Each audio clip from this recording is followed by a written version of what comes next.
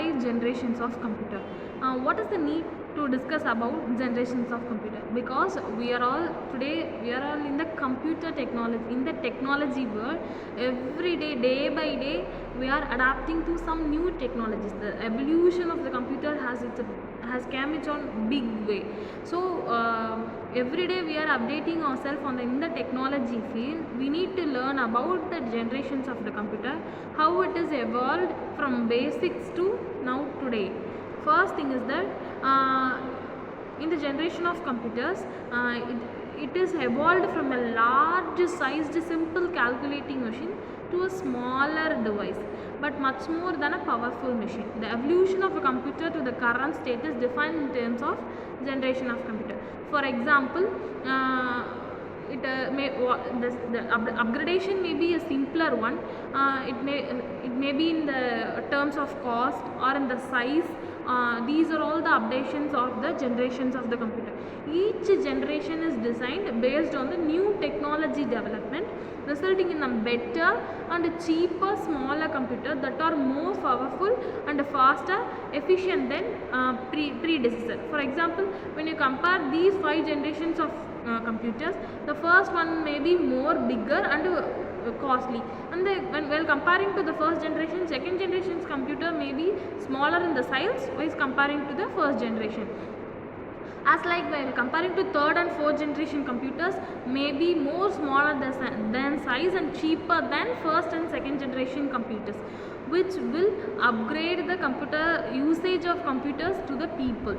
Then in the 5 generations of computer, it includes both hardware upgradation and the software upgradation, like the characteristics of the computers, like speed. Speed in the sense number of instructions executed per second, and their physical appearance. Nowadays we are getting a slim monitor like LCD monitor, LED monitor, and we have a thin pad, and even in the touch pad also we are having in this today's generations.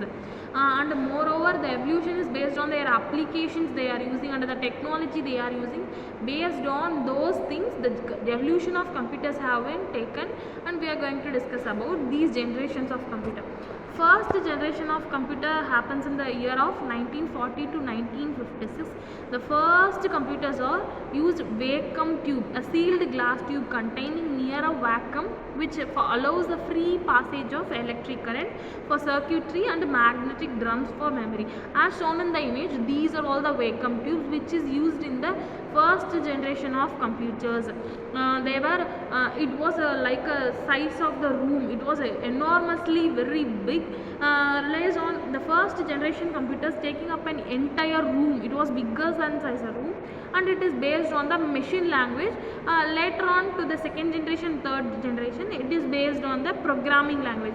While comparing in the first generation, it was based on the machine language. It was very expensive to operate. Because of while comparing it will be in the size of a room, then it will consume a large amount of electricity, and it also generates a large amount of heat, which causes malfunctions, and it may be a default one. It causes defect or breakdown of the whole system. Then UNIVAC and ENIAC computers are the examples of first generation computers. First generation computers examples are UNIVAC and ENIAC. Next we are going to discuss about second generation of computers. And also we are going to discuss about advantages and disadvantages of first generation of computers. It was a only electronic device, and it was the first device to hold the memories. Second thing is, it was already I have said it was large in size, so it was hard to maintain, and it also generates a large amount of heat that makes the system failure. And vacuum tubes often it burns frequently, so that was also a big failure to the first generation of computers.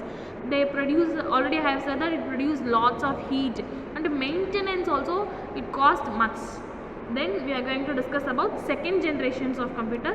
Second generation of computer happens in the 1956 to 1963. They uses transistor. In the comparing to first generation, they use vacuum tubes. In the second generation computers, they used transistors. Second generation moved from cryptic binary language to symbolic. They used machine language, they used cryptic binary machine language. Then high level programming languages were also being developed at this time, such as early versions of COBOL and Fortran. These are all the high level languages that were developed in that time. There were also first computers that store their instructions in their memory. Second generation computers are the first computers which stores their instructions in their memory. Then we are going to discuss about advantages and disadvantages as discussed in the first generation of computers. Here also we are going to discuss about advantages and disadvantages of second generations of computer.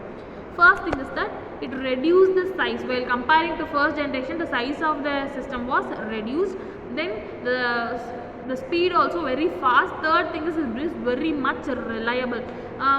In the sense it is reliable, it hears the instructions very fast and it will accommodate it. And disadvantages, they hover it, as already said in the first generation. Here also they get heated easily and lot of maintenance problems was there. So these are all the main disadvantages of second generation computer. Whenever we have some disadvantages, we do make some updation and we move to the next level. That is called technology updation. As like that, first generation to second generation, next we are moving to third generation. The third generation of computers, first generation they used vacuum tubes, then they moved to transistor. Then third generation they have moved to integrated circuit, that is IC. IC is one of the hallmark of the third generation of computers. Transistors was miniatures and placed on silicon chips like semiconductors. Transistors are the things which is used in the second generation of computers, which is miniaturized, that is they reduced their size and placed on silicon chips and they are used as semiconductors. Instead of punched cards and printouts, user interacted with third generation computers through keyboards on monitors interfaced with an operating system.